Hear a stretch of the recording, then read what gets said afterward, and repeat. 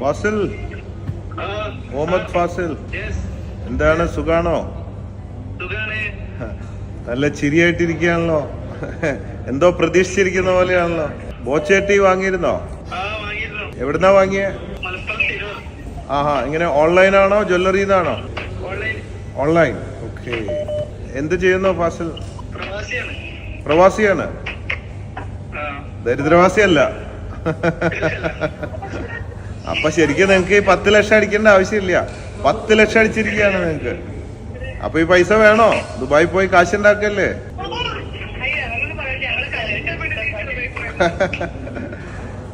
എന്താ ജോലിയാണോ അവിടെ?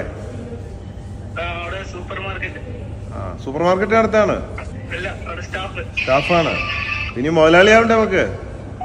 എന്ന് സ്റ്റാഫായിരുന്നാ മതിയാ. ആരാള്ള വീട്ടില്? പിന്നെ ഭാര്യയും മക്കളൊക്കെ ഉണ്ടോ? കല്യാണം ഇപ്പൊ കഴിഞ്ഞോളൂ. അപ്പൊ കുട്ടികളുണ്ടോന്ന് ചോദിക്കുന്നില്ല. പിന്നെ ആരല്ല വീട്ടില്? വേറെ ആരൊക്കെ ഉണ്ട്? അത് ശരി. എവിടെ എല്ലാവരും അടുത്തുണ്ടോ? സന്തു എവിടെ? കാണാനില്ല. ആ, വൈഫാണോ? എന്താ പേര്? സ്മിത. ഇപ്പൊ ഭർത്താവിന്റെ കൂടെ ഗൾഫിലാണോ അതോ ഇവിടെ നാട്ടിലാണോ നിക്കണേ?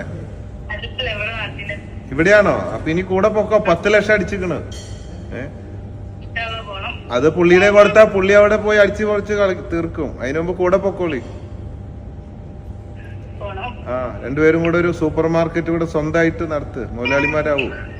പിന്നെ അവിടെ ഉമ്മ എവിടെ? എന്താ അമ്മ ഒളിച്ചിരിക്കുന്നത്? ഇത്ര സന്തോഷ വാർത്തയൊക്കെ പറയുമ്പോ നാണൊക്കെ വരുന്ന അമ്മയ്ക്ക്. ഉപ്പ അടുത്തുണ്ടോ? അതാണാ വിശ്വസിക്കാൻ പറ്റില്ല. എന്നെ വിശ്വസിച്ചോടെ? ഞാനല്ലേ പറയണേ. ആ, ഇപ്പൊ വിശ്വാസായി. എന്താ പേര്? റാബിയ.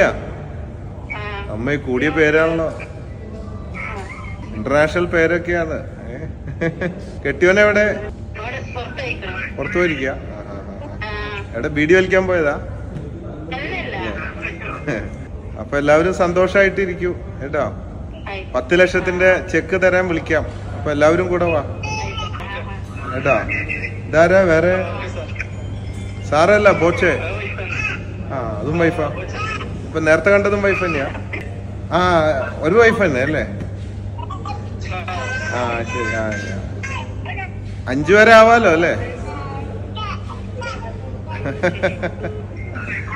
അപ്പൊ ഓക്കെ, ബൈ, ടേക്ക് കെയർ. ഒരു മുതലാളി ആവട്ടെ എന്ന് ആശംസിക്കുന്നു. ഓക്കെ.